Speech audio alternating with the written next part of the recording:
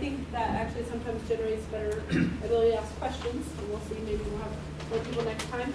Dr. Song Kim is back again, this time like he was last, and today he's going to be talking to you about AQUIP, which is what we use for accreditation, assessment, and so on. That's what keeps us out of trouble, kind of.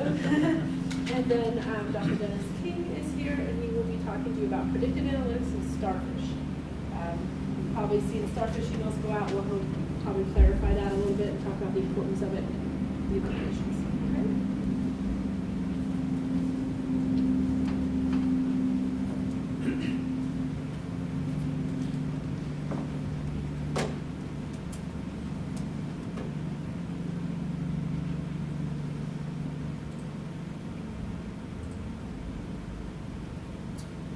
Okay.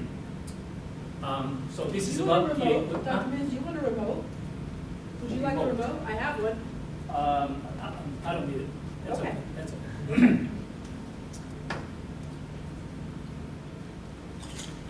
The AQUIP is one of the ways for one of the ways to get the accreditation here. The other two is basically standard pathway and open pathway. Those standard pathway and open pathway is a little different than the AQUIP, which is most unique. The standard pathway, it's a 10-year cycle, and year 5 you have to have basically, you could say, 5-year cycle, and within 10 years they have to go through the visit twice. The open pathway is a little lenient than that. It's a little, they let you just submit what they call self-study in year 5, and then they do the visit, same as standard pathway at the end of the 10-year, and they come and site visits. That's basically comprehensive review. So it's a 10-year, basically 10-year cycle with the mid-term evaluation, so to speak. AQUIP is very unique. AQUIP is a 8-year cycle, and I'll get into that a little more detail. But basically, AQUIP stands for Academic Quality Improvement Program. And a standard pathway and open pathway is called the PEAK, Program to Evaluation and Advancement Quality, Advanced Quality. So that's the other type of the accreditation. So all 3 pathway has to comply to this criteria. Every time we submit a self-study or system portfolio, we have to meet, and HLC will judge, Higher Learning Commission, which is our accrediting body, will judge us, evaluate us in terms of these 5 criteria. Criteria 1 is mission. Criteria 2, integrity, ethical, and responsible conduct. Criteria 3 is teaching and learning, particularly quality, resource, and support. Criteria 4 is teaching and learning, but this time this is evaluation and improvement. Criteria 5 is about the resource, planning, and institutional effectiveness. So all 3 different types of accrediting pathways has to comply to this criteria, has to meet this criteria. There's lots of sub-criteria underneath, but we don't have much time to go into detail. But the AQUIP, again, it's an 8-year cycle. Year 1 and year 2, we have to participate what they call a system, the strategy forum. The strategy forum happens twice in year 8, in 8-year cycle, once in either year 1 or 2, and you can see year 5 or 6, we have to attend another system strategy forum. Strategy forum is basically a team going to HLC, teams from many different institutions get together and tackle one of the issues that they are dealing with. This year, actually, during April, we attended one. So a team of 8 went to Chicago, and we talked about strategic planning. So any issue they want to deal with, we can bring that issue, sit together in the table, and hammer out 2.5 days almost, try to come up with some kind of solution and action plan. I think it was about 15 institutions attended that this year. And one of the program is just switch the table and participate in different institutions' issues and be able to like evaluate and learn and give them some kind of advice from different perspectives. So it was a pretty good experience. And we brought back the strategic planning framework, basically. How would we go about coming up with the strategic plan? So that's the action plan that we have to submit to HLC, and we have to follow through, so which is currently being done at this point. So that's the strategy forum. Year 3, this year is actually year 3, and we have to submit what they call systems portfolio. Portfolio is basically a self-study type that's based on the AQUIP, not only HLC criteria, but also we have the AQUIP standards. Because we're AQUIP institutions, we have separate AQUIP standards. Basically, it's a different way of viewing the HLC criteria. It's based on the same HLC criteria, but AQUIP thought that by having another set of standards will make us a little more specific about what we need to argue for or prove that we are meeting the HLC criteria. So I'll talk about that too. So we're currently writing the system portfolio that is due next January. So we're kind of working on it. Year 4, based on what we submitted as a system portfolio, HLC will view it, and they'll do the system appraisal, conduct system appraisal, and if there is any issues that they see in system portfolio, they will sometimes visit in year 4, conduct a possible comprehensive quality review with visit. Hopefully that we don't have any issues when we submit this next January, so that we don't get any type of visits next year. So that's what we hope. And this cycle it repeats from year 5, attend the strategy forum, submit system portfolio, and year 8, we will get a visit no matter what. Year 8, we'll conduct a comprehensive quality review.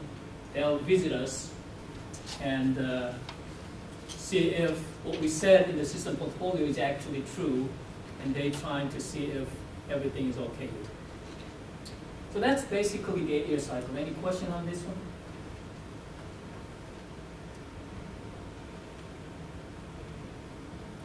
Okay, let's talk about system portfolio a little bit and AQUIP categories. We have to write system portfolio based on these categories. What we have to work on and make institution a little more systematic and more sound institution. There's 6 categories here. First one is helping students learn. Second one is meeting student and other key stakeholder needs. And valuing. This would be number 2. Yeah. Carrying it with me. Category 3 is valuing employees, and category 4 is planning and leading. 5, knowledge management, resource stewardship, and 6 is quality overview. Now, each category has lots and lots of subcategories and sub-bullet points and all that, but since we don't have much time, let me just talk about helping students learn, because we're the faculty group here. Concentrating on just one category today, helping students learn. In that category, we have 5 sub standards. 1, common learning outcomes. 2 is program learning outcomes. 3 is academic program design. 4 is academic program quality. And 5 is academic integrity. So let's see what's in it, sub-bullets there. Common learning outcomes, they're looking for these points, but the way that they want us to explain all this is 3 ways, not 3 parts. First part is the process. What's your process of having all this? For example, what's the process of determining common learning outcomes? What's the process of incorporating into curriculum opportunities for all students? What are the process for selecting tools and methods in students? So process is one part. The second part is the results. So that you have the processes that you described. What was the results from those processes? And then the last part is based on the results that you have, what was the improvement that you were able to make, or the improvements that you are planning to implement for the next few years. So that's the PRI, as I wrote it down there, process, results, and improvement plan. So common learning outcomes basically are that to be a graduate of Fort Hays State University, what do they have to know? For every graduate that you have, what do they need to know? That's sometimes called institutional learning outcomes, or sometimes called common learning outcomes. Common because it's common to every measures throughout the institution. So aligning the learning outcomes to mission, process of determining, you have to have the minimum level of achievement. So what's the level of achievement? For example, if one of the common learning outcomes is the writing abilities, for example. Critical thinking is another one, and competitive ability is another. So if it is writing abilities, what's the level that your student has to reach to be able to graduate? So what's the level that you want them to be? We have to set the standards, and all graduates should be able to write that level. So that is the level of achievement, and incorporating curriculum opportunities for all students to achieve the outcomes. What that means is basically, if it is writing, then it doesn't end at the end of general education. It doesn't end when students just took English 101 and 102. To be able to teach them how to write, students just learn how to write in English 101 and 102, and that the ability or what they learned they should have the opportunity to practice writing throughout the major programs. So these common learning outcomes, it doesn't end at the end of the general education part. It should continue towards the major programs, junior years and senior year, and we have to measure their writing ability by the time they graduate. We can measure at the end of the English 101 and 102 as a pre kind of test, and we can measure again when they graduate to see how much they have been able to learn in terms of writing. So not just writing, but all the common learning outcomes should be that way. It doesn't end at the end of the general education part. It should continue till they graduate.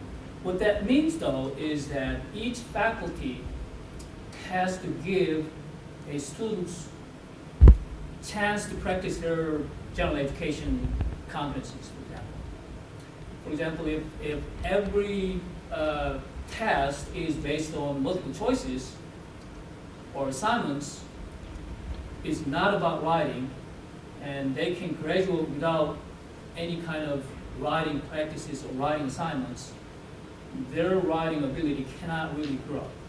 So that means all the faculty should be aware that we have to give our students a chance to practice their writing ability by giving them the performance, what they call performance-based assignments and exams, and not all the time. I mean, multiple choices is useful in some cases, but not all the time. So that's the basically incorporating into curriculum opportunities for all students. And designing, aligning, delivering core curricular activities, and selecting tools and method instrument used to assess attainment of learning outcomes. So that's a pretty big part of the AQUIP assessment. Similar criteria here is program learning outcomes. So each program has to have their own learning outcomes. That are particular to each program. We've just collected all the program learning outcomes from each program. I don't know if you were aware of that, but we were collecting the program learning outcomes from each program. I don't know what your programs are. What program are you in? Informatics. Informatics. Yeah. They still have to submit the program learning outcomes, but how about you? Me? Yeah. Sociology. Sociology, I got it. Yeah, I we've got been the working on program learning outcomes sociology. How about yours? social work. Social work? Yes, I got that too. English. Yes, we got that English. But except informatics, we've got the program learning outcomes. The chairs submitted the program learning outcomes, and in the process of entering those program learning outcomes, yes. I'm sorry, I don't mean to interrupt. We have to go real quick here. I did have a question. Yeah. The writing intensive classes, Yes. because I have my students do a lot of writing Yeah. in my classes. So what is the benchmark that makes it a writing intensive class as opposed to not a writing intensive class? That's hard to answer. Depending on kind of discipline, that's all up to faculty. There are general education committee who is looking at determining what's the level that students, they have to determine. That's not me that determining it, but there is a group of faculty who consists of the faculty from a different area, and they have to work on determining, so what's the writing intensity, what's the standards, what's the minimum, what's the level that each student has to achieve. They have to set the standards, basically level. So is that through faculty government or faculty senate as well? Is I that don't think the subgroup of faculty them? senate goes through that kind of stuff, but general education committee Okay. is the body that determines, maybe they can, after they determine the level, they may talk about it in the faculty senate, but they're the one who has to come up with all these level standards and all that. They are currently doing that. So Tim Crowley might know who the you Yeah. needed to contact. Yeah. If you know Tim Crowley, I don't. he's in the provost's office. He's the head of academic program. I just wondered if you could give me an example of the quantity of writing, that makes something writing intensive. Because I know that when I was an undergraduate, I was required to take writing intensive, and usually that meant a final paper. And nowadays, it's very common to have, in my class, I have weekly papers and a final paper. But mine's not a writing Yeah. intensive class. Yeah, I don't. Tim would be the one who could maybe put you in touch with the right person, or How intensive Yeah. does it need to be? I mean, It's a great that's, question. yeah, And that's, maybe if you measured it in percentage terms, how much of a percentage of the assessments that you give are written? And in my case, unusual for informatics, all mean 100% written assignments as opposed to, like coding and things like that. That's not what the subjects I'm teaching are about. So typically I've got essay hand-ins or evaluations or reports, just to give them a flavour of the types of things they're going to have to do when they go out into industry, they'll have to write reports and so on. So I give them the assessments in that format, although it's effectively, more like an essay. It's in terms of the study they have to do to produce it. But it's 100% written. So I would probably say mine is quite writing intensive. Even though it's not English, it's still, I'm kind of reinforcing the language skills because a lot of the students are Chinese. So is your class considered a writing intensive class? No, it's whatever I think whatever you want to make it. I think that it's a necessary skill that students should just do multiple choice. That they have to read something, interpret it, think about it, and write about it. Yeah.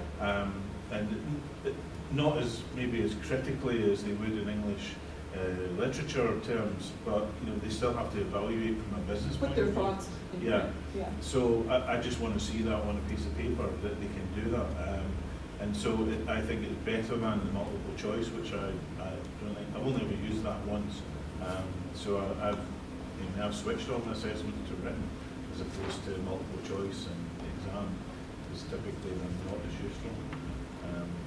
I use both, but there's probably more writing in my class than there's multiple choice. I think the writing part has to be, it's a necessity, because as I found I haven't been in academic that long, but what I found is that the students' writing skills are usually pretty poor on business and engineering, particularly on engineering, because it's very numerically intensive. They can't write an essay, they can't write a dissertation, so that when they get to the final year, or I think it's called a capstone project here, when they get to that, they're totally clueless and they really panic, when they shouldn't. They can do all the technical stuff to do with it, but they can't write about it. And so, I always intend that any students of mine should be able to at least write an essay. And it can be difficult when they're not used to it, but I sent Dr. Crowley an email and all of his response to all the faculty. Because I can only imagine there has to be an official, if we're going to call a class writing intensive, there has to be an official working definition quantifying that. And if your class would qualify, you could get that classification, and it would help you, why not? Sorry, go ahead. Okay. The program design, I have only a couple minutes, I guess. Identifying who are the students, and making the responsive programs, and how do we make the program current and effective in academic process programs, and reviewing the viability. This is basically program review type. And quality, what's the preparation that students all go through to get to the specific curriculum, and what's the program rigor, determining those for all modalities, locations, and consortia, dual credit programs. And what's the process of awarding transfer credits? What's the process of tools, method, and instrument? And how do we assess the level of outcomes? And the last piece is the academic integrity. We're talking about the freedom of expression, integrity of research. We have the IRB board that every research that's going on in this campus should go through IRB approval before we proceed. And ensuring ethical learning and research practices for students and faculty, and setting the tools and method instrument used to evaluate effectiveness and comprehensiveness of supporting academic integrity. So student plagiarism, cheating, all that policy has to be in there. And what's the process of handling those cases? So that's pretty much about the academic integrity. So that's the first part. There's lots of other second category which Denise is working on. Valuing employees, and planning and leading, and knowledge management and resource stewardship. This is basically, we have to describe entire operations of this campus. So that's it. Any questions? You've got about 5 minutes left. Well, so I'm talking about really Hobson's products that we oversee within the office, and so I'm gonna forego the PowerPoints and we'll talk through them quickly and maybe at another time, or we'll have a We different can video. post the PowerPoint as well, too. Well, Just to post it. okay, And you and can come back. well, and maybe we'll do that, or there'll be another video that'll be shot on November 13th, from what it sounds like. We actually have a meeting with the deans and all the departments to go over the predictive analytics software that we've licensed. So let me start with this, though. We have, in my office, we oversee retention and some of the retention initiatives. We do this in partnership with the academic side, so and the student affairs and enrollment management. And the other, and my counterpart, I would say, on the academic side is Tim Crowley, the Associate Provost for Academic Programming and Student Success. And so we do a lot of these initiatives together, including this date coming up on November 13th, which is our Student Success and Recruitment Day. Student Success fitting in with Tim's title, and recruitment is a big part of my area as well as the retention. So, but we have a software product, basically it's owned by Hobson's, and they've changed a bunch of names, so I'm going to refer to stuff a little bit differently. If I do, try to bear with me, but they have, so Hobson's now has Starfish, and Starfish is early alert and predictive analytics. And so the early alert system you may know as Early Tiger Alert. And honestly, we used to call that Starfish because that's the only thing Starfish was before. So sometimes if you hear somebody say Starfish, they're really talking about Early Tiger Alert. Have either of you used Early Tiger Alert at all? You've used it to flag it? I posted a few things on it, you know, just as advisories for the student advisor. Okay, perfect. And I either used it or Starfish. Okay. I thought it was called Starfish when I was using it, and I teach 102, and so You have a few. I've used it quite a bit. Okay. Yeah. Okay. So that's great. So you can go right into Blackboard and click on Starfish, and then flag a student for a variety of concerns. When you flag a student, so you know what happens is it will come into, I would say, my office, but it comes into both Shelley, who's my assistant, Diego, who's a GA for us, and then we have 2 students, and that's really that's really our whole office. The rest of the offices that are in my group, my team within Student Affairs, are all off in different buildings. But as far as what happens then when you flag a student, it comes in within 3 days, or at the 3-day mark, we reach back out to that student. If a flag hasn't been cleared by either the student or by you or by an advisor. So we've done a variety of things over the last couple of years to try to improve our services. And it was at one point, when we first started doing this about a year ago last spring, it's about a year and a half ago now, we started off with, after 5 days we'll email, and then 5 days after that we'll make a phone call. And then it changed to, okay, let's back it up to 3 days we email, and then 5 days we make a phone call.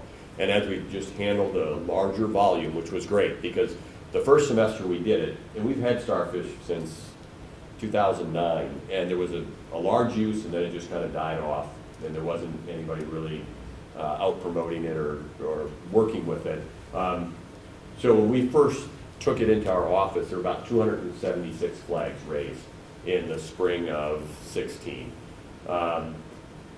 Last fall there was almost 1,000 flags, then there were almost 1,700 flags, and this fall we'll be in about that 1,100 flag range again, which is good. We're at least starting to set, some baselines so we can do some statistics. We do know that about 74% of the students that are flagged are retained. What we don't have is information from before we started doing phone calls, before we started working with them. Which is maybe good, that we didn't say, hey, we're going to take a year and not help any students, but just flag them. We jumped right into the additional assistance. But so at that 3rd day point, the students that we have then will meet with students in whatever way possible in a safety standpoint. So if a student says they're struggling, we've had this happen, I don't even know where to go. They say, fine, let's meet at Starbucks at 10 o'clock on Tuesday, and let's sit down and talk. And we've had we've had some of our students, we need to walk you over to student fiscal, and then from student fiscal you need to go to the registrar's office, and then back to student fiscal. And they've worked with students in that way. If it's phone calls, they've done things, phone calls, and either putting them in touch on the phone with offices here, or maybe giving them some local resources that they need as well. So we try to really do, the intrusive early alert or early interventions into what they're doing. So that's kind of the real-time, at-risk, something's happening, here's how we can intervene and help. But our goal now is to get, how can we do this before? Or how can we head off some of the issues before? And so that's where we brought in this predictive analytic product. It's now owned by, and I say it's now owned by Hobson's. When we licensed Starfish, Starfish was its own company, and then Hobson's bought them. And Hobson's is a very good name in higher education as far as offering services. So we went out and we just started licensing the, used to be called PAR, Predictive Analytics Reporting Software, and Hobson's bought them. So we're like, hey, well, at least we're picking a great breed of things that to pull in, and services to pull in. Part of what PAR brings, which is interesting to us, or made it attractive to us, part of PAR. Part of what analytics brings, which is interesting to us, is it's open. There's not all these different security levels. Once you're in, there's not all these different security levels. And that's one of the things that we want to know, right? If you've got an English major and for some reason you have a bunch of them failing out, you want to know what courses from another department they're struggling with. How can these people have 4.0s in our major and yet be dropping out or be on suspension or probation? Where are the bottlenecks? And this is one of those things, in the past it was, we get a report, we sit down, we analyze the report in a committee, we spit it out, 9 months later we know, hey, a class from 2 years ago, here's where they struggled. Well, now we have this stuff at the end of every semester. And so what has happened with analytics when Hobson's bought them is they have Starfish, and they've actually included analytics now right within Starfish. So you don't have the button yet, but some of us do, that we can actually click on analytics and we can start running the reports. And I'm not going to show those here just because we don't have time. But on the 13th, all of the chairs will get access to this as well. We're going to walk through all the presentations, how to use it, make sure everybody that has access to it. So we're going to start turning it over to the departments. And this could lead to a little bit of the Wild West, everybody off with different retention initiatives. But we're going to try to keep everyone together, coming back together, working on retention initiatives together. And one of the things, right off the bat, one of the things that we've seen is, we've got certain majors that they don't do well. We'll pick 2 departments that aren't here.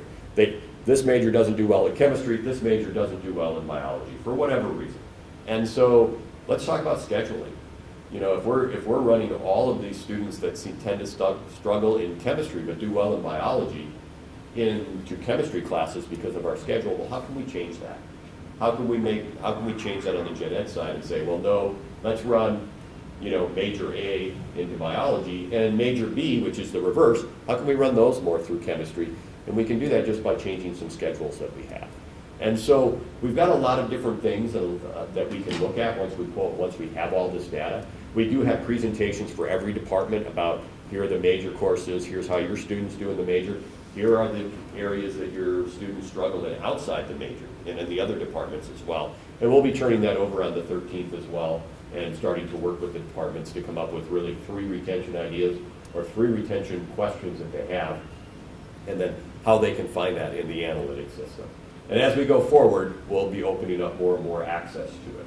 So some of this stuff is actually, and it opened up on my device in the mobile setting, and if you saw me, I was over here struggling, so I was like, oh shoot, I haven't seen it in the mobile setting before, and probably because I have so much stuff open on my screen, but just getting used to, okay, these menus are different than the other menus. And so when they pulled it into Hobson about a month ago, everything kind of changed a little bit. So we're kind of, we're kind of getting retrained ourselves on how it looks within the Starfish, or within the Blackboard system and Starfish. And actually, we just found out last Thursday, because we've been trying to give access to all the chairs, we just found out last Thursday that the Thursday before, they found a bug in their system, and that's why we hadn't been able to give out access to other people. So the neat thing is we're right on the cutting edge. It's all being developed as we go, but it should put a lot of information and a lot of retention data right at the fingertips of where it should be in the academic departments. and then us working with you to help put together programs to do that predictive part, to start scheduling or to start working with students or identifying students for resources before they even get here. So is that a system then that if you have a student's details, you can key their name in and get their entire performance? Yeah, now eventually, so the goal, when you see the roadmap of tying these two systems together, what the goal would be is that, yeah, you can go right down to the student level and you can click on Dennis King and you can see, here's, since 2009, here's people similar with his backgrounds, here's where he may struggle, here's where he struggled since he's been here. And on the early alert side, here's 3 or 4 interventions that we have put the outcomes in that say, here are 3 or 4 things that could really help him. So one of the things that we do in Starfish and we're doing now is building out an intervention catalog. And when we build out the catalog, then we put all these assessment goals for it, and then we'll plug in those assessment goals. Now this is down the road. So that's the value add, but even just the basic knowing their grades effectively, Yeah. that would be a starting point, because I find, I'm still getting used to the system here, but I haven't been able to go beyond my own subjects to find what their performance is. That you can't actually see their performance on another course. At least I don't know of any way to do that yet.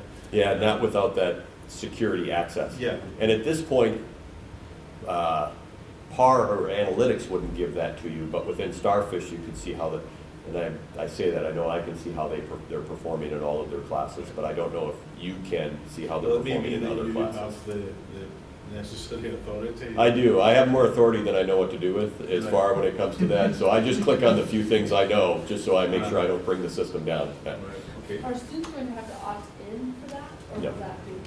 Okay. Every student is loaded in. One of the changes that we were finally able to pull off this year is that we were actually able to get grad students into Starfish as well, which hadn't been done in the past. And actually, Starfish, again, early alert. Early alert said that it was for undergraduate only, and that it never made sense to us. And so and honestly, we've asked for it for a couple of years, and our computing center actually slipped into programming this year. So as far as early alert goes, we're still doing just undergrad, but again, we're doing both. One of the things I noticed on Starfish or whatever, Early Tiger Alert, is that there are different sorts of flags that sometimes it seems as if, I realized that sometimes students see your comments and then sometimes they don't. Yeah. I didn't know, did you have any advice about which of those is most effective? Well, And I'll just say the ones where I sort of wrote it as, I've been in contact with Sharon about her attendance issues, I'm concerned about her, I've reached out a number of times, she still refuses to come to class, or something like this. I don't know if I said it quite that strong, but immediately she wrote me, like within 2 hours of this. Do you think that's more effective? Or do you have any data about whether it's more effective if I just send the information that goes straight to you in your office? There is a little checkbox that says, Yeah. don't send it to the student.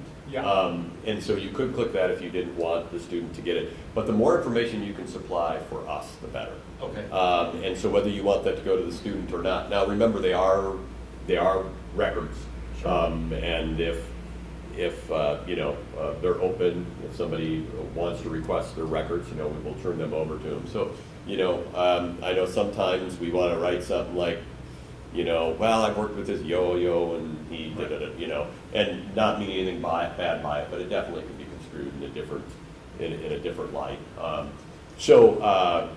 But the more information you can give us, the better we can reach out to them. But as far as response rates or students interacting off from comments, I don't know, to tell you the truth. I would assume it would, but that is an assumption. I don't have any data that says that if you put in more notes, it's better. Now, one thing that you had brought up, and so that is related to this, is there are 5 different categories. One of the things that we ask, and we reach out to instructors who do this on a regular basis, but one of the things we do ask is that if somebody is not attending class, well, of course, then they're in danger of failing, and there is an attendance concern, and there is a general concern, and there's all those concerns. But if you just flag one and say, hey, we have this concern, or this is what's happening, That works much better than flagging them 5 different times and having them get multiple emails, because then it can become a deterrent. You know, well, I'm hopeless. I might as well just give up. And so that is one of the things. If you have multiple flags, you know, it's best to flag them once, and if it were to come up again, if a month or 2 down the road, you know, they're still not attending class, flag them again. And the system will be up, one last thing, because I know we're over time, but the system will be up until the 13th week of classes. So after that, we actually take the system down, because otherwise what happens is, well, we get a lot of flags that seem to come in that 15th and 16th week. Well, we really can't help out at this point. And, you know, we know that you have some concerns, and in most part, you've reached out and tried to do as much as you can, but we can't do anything at that point. And to put them in the system and say we're going to help them, so some of this is selfish as well. When we report back that we have a 74% retention rate for those flagged, well, if they're flagged in the 15th or 16th week, we know there's nothing we can do for them, and it hurts our numbers as well. So, with regard to that, is it possible for your office to provide some sort of statistics of a professor's usage of the program? And the reason I'm asking is we're evaluated in part on the number of students who pass and, you know, that are, so it would be nice perhaps to be able to indicate, yes, I had, you know, 3 students fail. I also would like to point out that I used Starfish in weeks 4 and 8 or what, you know, does that make sense? Sanki and I are both on Provost Council or Academic Council, so I will put that as a note of one thing that we want to ask. A lot of times we kind of get asked to not report some of that information that we have.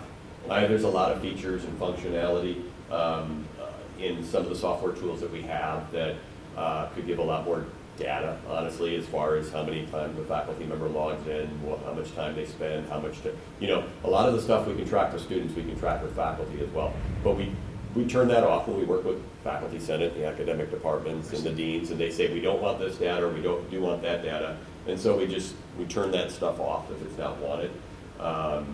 You know, earlier this year we had a discussion over for last date of attendance type activities. I go into courses, if they can't get a response from a faculty member, we have a deadline to turn over our last date of attendance to the federal government. If it's getting close to that deadline, then student fiscal will ask me, and I'll go into Blackboard and just look. But I have to get into a class, look at it, and then most of the time I get out. Some of the time I forget to click on enroll, and I don't get out, which always brings up a question later. It's like, no, I really wasn't looking at your class. I just needed it for the student. And the thing was, well, we can make it like a report, and after 3 days it can go to the chair, and after 4 days it can go to the dean, or I can keep doing it. And I didn't care one way or the other. And they just said, well, why don't you just keep doing it? And we'll, unless it becomes a big issue with a faculty member or two, just keep doing it. Okay, that's fine. So. Even if they could get numbers to show use, I know it seems like it wouldn't be helpful because there's not meaning attached to this, but if there's numbers to show this many of this kind of flag, like the positive kudos flag, or that would still show that person's at least actively trying to encourage their students. Right, and we do that, we'll do that at the Student Success and Recruitment Day. We'll do kind of an overall presentation of, number of flags, what area they're in, retention numbers that we have from one semester to the next, those types of things. But we haven't done it by instructor, but we can, I'm 99% sure that there is a report that comes out, because one of the things we do is top 15 departments of use, but, and I know I've seen faculty members of use as well, but that automatically goes in the system, we just haven't shared that out. And so if the deans and provosts are like, yeah, share that out, we'd be happy to do it, but I think as long as they're on board, and if they're not, and faculty senate or somebody wants to discuss it and say this is why we want it, we're not here to keep the information back, or we'll send out any information that individuals want, so, or that's requested and approved. Okay. Well, I thank you both for sticking this out, putting up with us, so good luck. We almost just have to offer cold hard cash